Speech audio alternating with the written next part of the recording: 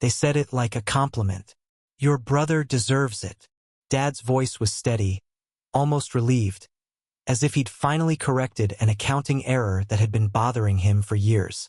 We were seated at the long dining table no one used unless something official was happening. Papers were arranged in neat stacks. A pen rested in the center like a ceremonial object. The house, the company, the remaining savings, all of it going to my older brother, Ehsan. I remember nodding before anyone asked me to. That was always my role, absorbing impact so the room could stay calm. It wasn't sudden. Nothing in our family ever was.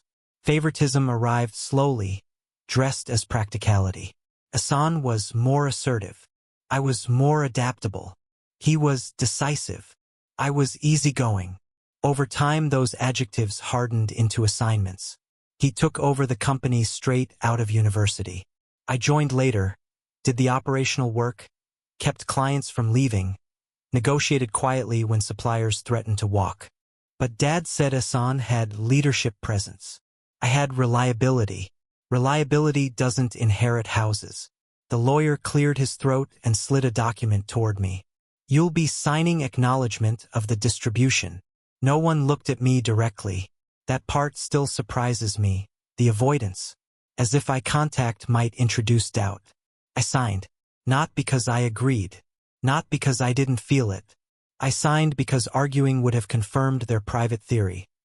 That I lacked the temperament for ownership. Afterward, Mom hugged me in the kitchen. You understand, don't you? Your brother carries more responsibility. I said yes. What I meant was, I'm tired of carrying what you don't see. A month passed. Ehsan moved into the master bedroom like he'd been waiting his whole life. He rebranded the company website within a week. His photo replaced Dad's in the lobby.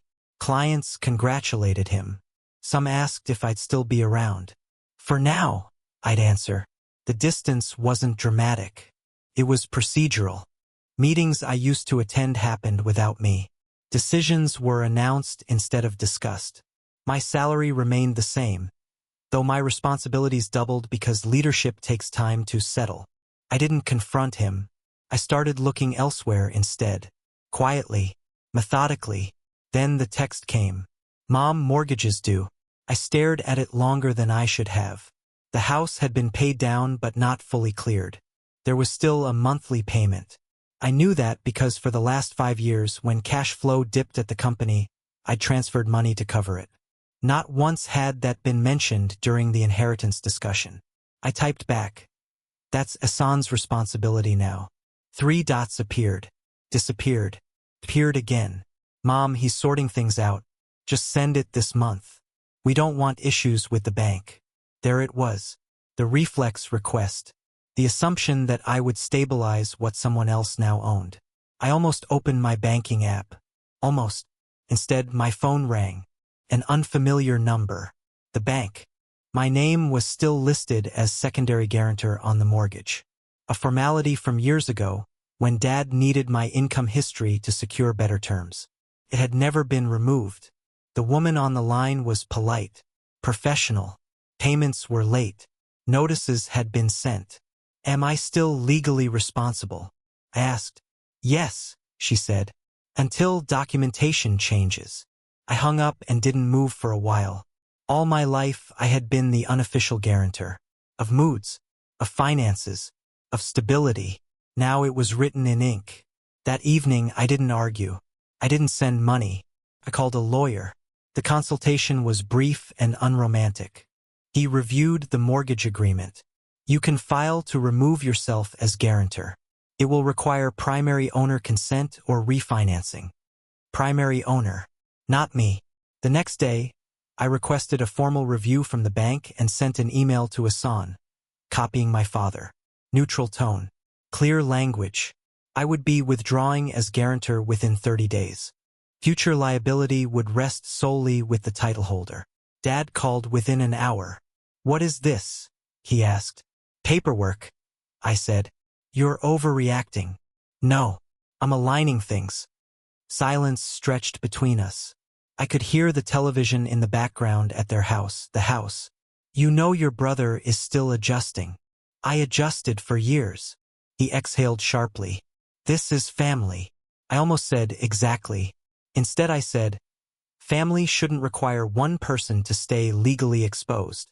There was no shouting, no dramatic ultimatum, just the faint sound of something shifting, like furniture being dragged across a floor upstairs. San didn't call me. He sent a short message. You're making this harder than it needs to be. Maybe. Or maybe I'd made it easier for too long.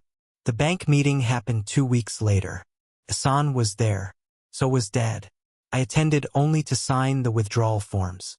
The loan officer explained refinancing options, payment schedules, interest adjustments. It was clinical, visible, authority embodied in a desk and a stamped seal. When my signature was required, the officer turned the document toward me. This will release you from all future obligation. I signed again. This time, no one avoided eye contact. We left the building separately. Mom texted that evening. We might have to sell if he can't restructure. I read it twice. Then I replied, ask your heir. It wasn't anger. It wasn't sarcasm. It was consistency. They had made a decision about value. I was honoring it. I moved out of the company a month later. I accepted a position elsewhere, smaller firm, clearer boundaries. My name on my own contracts. My effort tied to my own outcomes. Sometimes I drive past the old house. The lights are still on. Whether that means stability or delay, I don't know. Dad hasn't mentioned inheritance again. Our conversations are shorter now, less confident. Asan sounds tired when we speak at family gatherings. Leadership presence looks different when payments are due. No one has apologized. I'm not sure I need them to. For the first time, my absence isn't a threat or a test. It's simply a fact. They can no longer assume I will absorb the consequence of choices that excluded me. There's no celebration in that. No victory dinner. Just a quieter life with fewer invisible clauses. They gave him everything because he deserved it. I gave myself something else. Release.